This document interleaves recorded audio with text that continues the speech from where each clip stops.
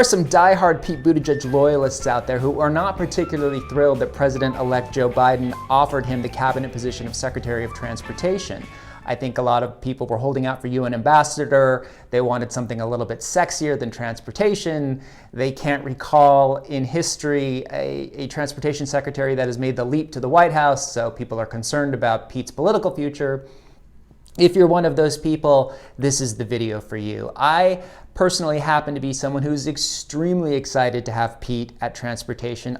Yes, these things do get me very, very excited. I want to start by reminding everybody that it wasn't that long ago that Pete Buttigieg had no national notoriety whatsoever and was simply Mayor Pete of South Bend, Indiana. If you weren't living in South Bend, Indiana, you probably had no idea who Pete Buttigieg was before about January of 2019. That is when Pete officially announced his exploratory committee for the 2020 presidential nomination. So much has happened in this world between 2019 and now that it's actually really hard to remember a time when Pete Buttigieg wasn't an A-lister on the political scene.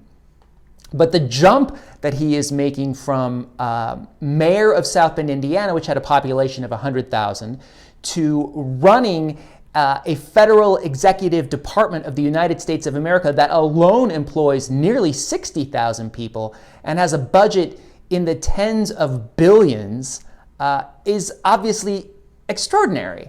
And it doesn't hurt that Pete Buttigieg is this superstar politician and superstar policy wonk, and this guy who's like hyper-focused and intensely driven and something of a nerd. All of this adds up to a very successful and consequential future for the Transportation Department of the United States of America.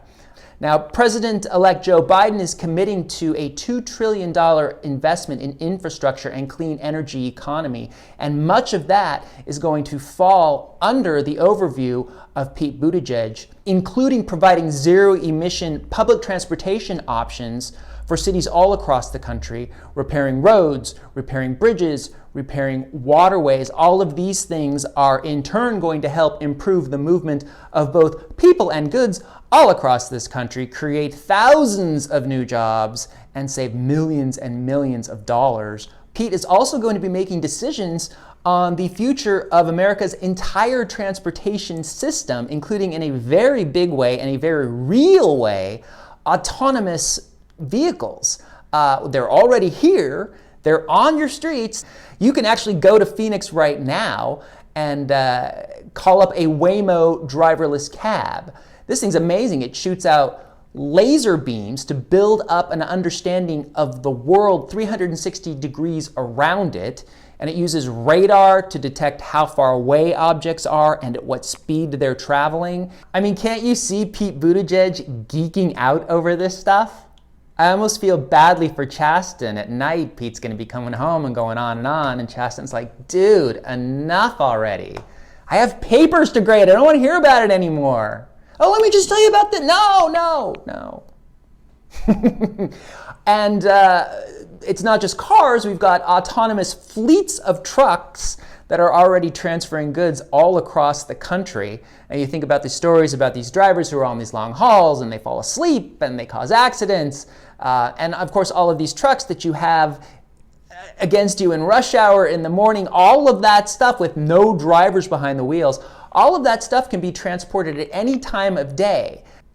I mean, think about all of those trucks that you compete with on your morning rush hour drives, delivering all of their goods between midnight and 6 a.m. For the rest of eternity. It'd be fantastic, right? Just zoom straight to work. Not to mention that the whole country is going to have to learn how driverless cars work and how to be comfortable with driverless cars and how to interact with them to know what responsibilities are ours and what responsibilities are the cars. We're talking about a national campaign that's going to have to be built from the ground up, teaching people how to interact with autonomous vehicles. I don't know how you feel, but the idea of Pete Buttigieg being this futuristic 21st century driver's ed teacher for America, I am So good with that. I am completely on board. What the Department of Transportation actually needs to be a little bit more appealing to the masses is someone who knows and understands how to integrate systems and who can quickly absorb new ideas and be ahead of the curve on innovation and have an exceptional ability to manage people. Well, we have seen from his campaign for president that Pete Buttigieg is able to do all of those things. And last thing I want to mention, for those of you who are worried about Pete's future political aspirations, Joe Biden won the presidency of the United States in the year 2020 when he was 77 years old, I believe. 10 years from the recording of this video, Pete Buttigieg will still not even be celebrating his 50th birthday. By the time he finally does enter the White House as commander-in-chief, he very well could be the most seasoned, most experienced, most knowledgeable president to ever walk through those doors. So let's get on board with this transportation department thing. Let's make it sexy. Let's follow what Pete Buttigieg is doing and let's talk about it with one another. This is only going to help him on his next big run for the White House. I'm ready. Are you ready? Let's go.